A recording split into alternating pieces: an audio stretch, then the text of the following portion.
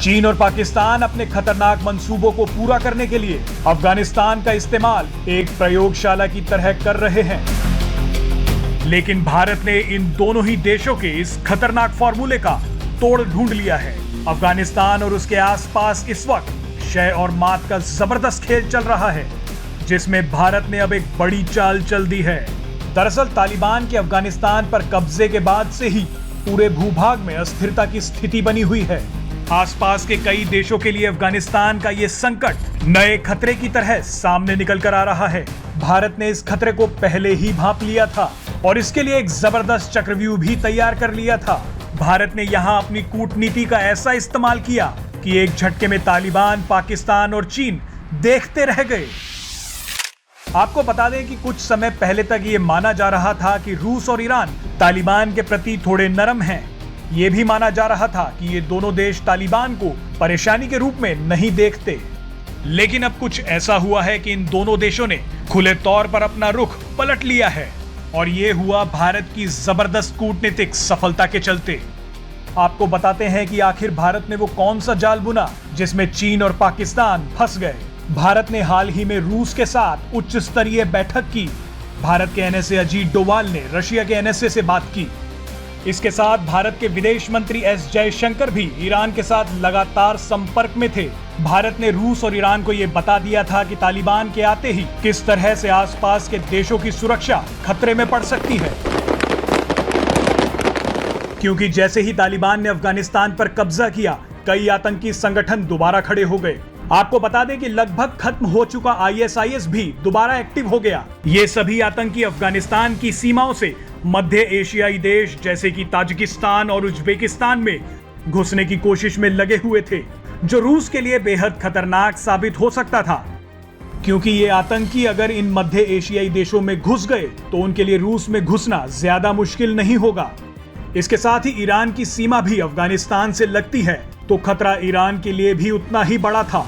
Bharat Iran और रूस को इस खतरे के बारे में समय रहते आगाह करने में सफल रहा और इन दोनों देशों ने तालिबान के बजाय भारत का साथ देना ही सही समझा। अब बारीकी से समझते हैं कि ये भारत की कितनी बड़ी कूटनीतिक जीत है। पिछले महीने तालिबान को लेकर एशिया में जो नया वर्ल्ड ऑर्डर बन रहा था, उसकी तस्वीर भारत के लिए कुछ खास अच्छी नहीं थी।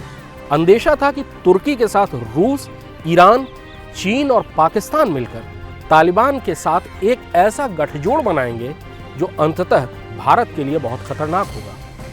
लेकिन एक महीने बाद स्थितियां काफी बदली हुई नजर आ रही हैं। तालिबान ने जिन 6 देशों को अपने शपथ ग्रहण समारोह में न्योता दिया था, उनमें से 2 महत्वपूर्ण देश यानी रूस और ईरान अब तालिबान के खिलाफ बहुत सख्त रुख अपनाते दिख रहे हैं।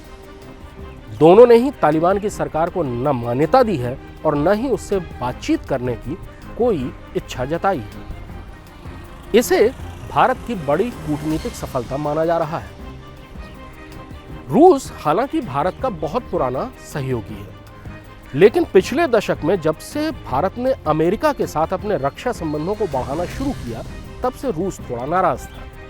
ईरान के साथ भी भारत के सदियों पुराने सांस्कृतिक संबंध हैं। 2018 में जब अमेरिका ने रूस और ईरान दोनों को ही काटसा यानी कि countering adversaries of America through sanction act के तहत प्रतिबंधित देशों में डाला, तब भी लाख दबाव के बावजूद भारत रूस और ईरान पर किसी किस्म का प्रतिबंध लगाने को राजी नहीं हुआ। ये बात न तो रूस भूला है और न ही ईरान। तालिबान के साथ पिछले 1 महीने में जो कुछ चला, उसके नतीजे में अब दुशांबे यानी ताजिकिस्तान की राजधानी दुशांबे में भारत कई चर्चाएं शुरू करने वाला है, जिसमें रूस भी होगा, ईरान भी होगा और ताजिकिस्तान भी होगा। ताजिकिस्तान और उज्बेकिस्तान दोनों ही CIS कंट्रीज हैं, जो कि सोवियत संघ के कभी हिस्से हुआ करते थे और अब उन दोनों की ही सीमाएं अफगानिस्तान से लगती हैं। रूस इन दोनों ही जगहों पर अपने सैनिक अड्डे रखता है। रूस को डर है कि तालिबान का असर, इस्लामिक आतंकवाद का असर उसके इलाके तक न पहुंच जाए और चेचेन आतंकवादी दोबारा सर न उठाएं, जिनसे रूस बहुत परेशान रहा है। दूसरी तरफ ईरान का लगभग 900 किलोमीटर का हिस्सा अफगानिस्तान से लगता है। ईरान और तालिबान के बीच में काफ़ी बातचीत होती रही, लेकिन अभी फिलहाल में जो ईरान ने कई बयान दिए हैं उससे समझ में आ रहा है कि तालिबान और ईरान के बीच में दूरी काफ़ी बढ़ गई है। तालिबान की सरकार को लेकर ईरान ने आलोचना की। उसने कहा कि ये सरकार इंक्लूसिव नहीं है, यानी इसमें अलग अलग वर्गों का प्रतिनिधित्व नहीं है। साथ ही उसने पाकिस्तान की भी आलोचना की कि वो अफगानिस्तान के मामलों में बहुत ज़्यादा दखलंदाजी कर रहा है। पंजशीर पर जब तालिबान ने हमला शुरू किया और ये खबरें आई कि पाकिस्तान की वायुसेना तालिबान को समर्थन कर रही है पंजशीर के हमलों में, उसकी भी ईरान ने कटु आलोचना की। तो आने वाले दिनों में जो वर्ल्ड ऑर्डर बनने की संभावना हो सकती है वो रूस, ईरान और भारत वर्सेस चीन, पाकिस्तान और तालिबान हो सकता है। इसमें अफगानिस्तान के जो चारों तरफ के देश हैं उसमें चीन और पाकिस्तान को छोड़ दिया जाए तो बाकी सारे देश तालिबान के विरोधी होंगे और भारत के समर्थक होंगे, जैसे ईरान, जैसे CIS कंट्रीज़ में ताजिकिस्तान और उज़्बेकिस्तान, और उनके पीछे रूस। तो ये एक नया वर्ल्ड ऑर्डर बन सकता है जो कि अब शायद भारत के ज़्यादा पक्ष में। Presenting B News app, available on Google Play and App Store. Download it now.